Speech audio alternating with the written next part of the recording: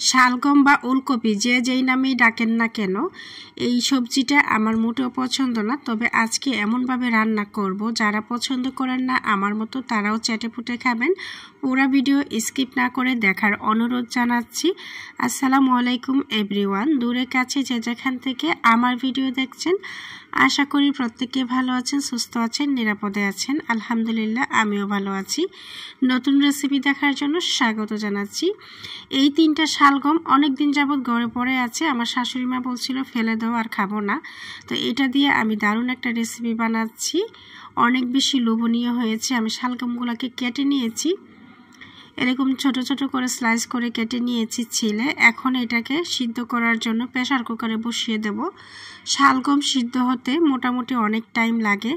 সাথে 2টা টমেটো দিয়ে শালগমে অল্প পরিমাণে পানি দিয়ে প্রেসার কুকারে দিয়ে একটা সিটি দিয়ে উঠিয়ে নেব। অনেক কিছুই আমি প্রেসার কুকারে তাড়াতাড়ির জন্য দিয়ে দেই। কারা কারা আছেন আপুরা যে তাড়াতাড়ির জন্য অনেক কিছুই দিয়ে দেন প্রেসার কুকারে? একটা সিটি দিয়ে নিয়ে আসছি, এই দেখুন একদম সিদ্ধ হয়ে গিয়েছে। আমি টমেটোর থেকে টমেটোর ছিলাগুলো উঠিয়ে নিচ্ছি এবং টমেটো শালগম একসাথে ডাল ঘুটনি দিয়ে একদম ছেঁচে ফেলতেছি হাতে প্রেস করে। আমার হাতে প্রেস করে ডাল ঘুটনি দিয়ে অনেকটাই ছেঁচা করে ফেলেছি মিহি।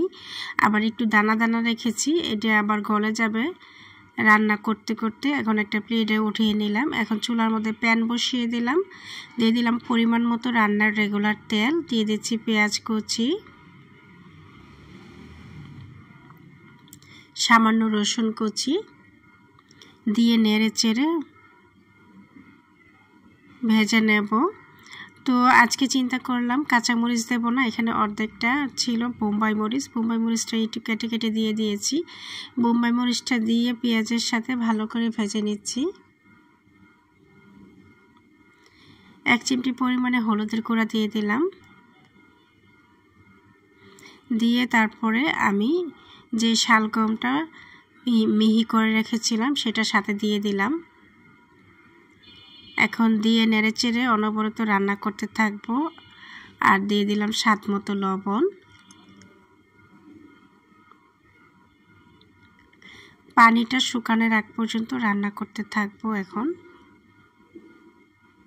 আপনারা চাইলে এটার সাথে শুটকি অথবা চিংড়ি মাছ দিয়ে যদি রান্নাটা করতে পারেন তাহলে আরও বেশি মজা হবে। আমার পানির ঝোলটা প্রায় শুকিয়ে গেছে, শালগমের গায়ে যে ঝোল ছিল পানি ছিল। তো এই পর্যায়ে আমি ধনিয়া পাতা দিয়ে দিলাম। ধনিয়া পাতা দিয়ে নেড়ে চেড়ে অনবরত মিনিট খানেকের মতো রান্নাটা করে নেব। এই পর্যায়ে কড়াই থেকে কিন্তু এটা লেগে যাচ্ছে না, এভাবে উল্টানো যাচ্ছে ঝাঁকির মাধ্যমে, এর মানে এটা হয়ে গিয়েছে। অল্প পরিমাণে পানিও নেই। তো এখন আমি চুলাটাকে অফ করে দিয়েছি। চুলাটাকে অফ করে দিয়ে আমি একটা প্লেটের মধ্যে পরিবেশন করে নিচ্ছি। দেখুন দেখতে কিরকম লাগছে। এটা যে শালগম কেউ বুঝবেই না, খেতে অনেক অনেক মজা হয়েছে। এবং এইভাবে রেসিপিটা ট্রাই করার আগে আমি বুঝতেই পারি নাই এত বেশি মজা হবে।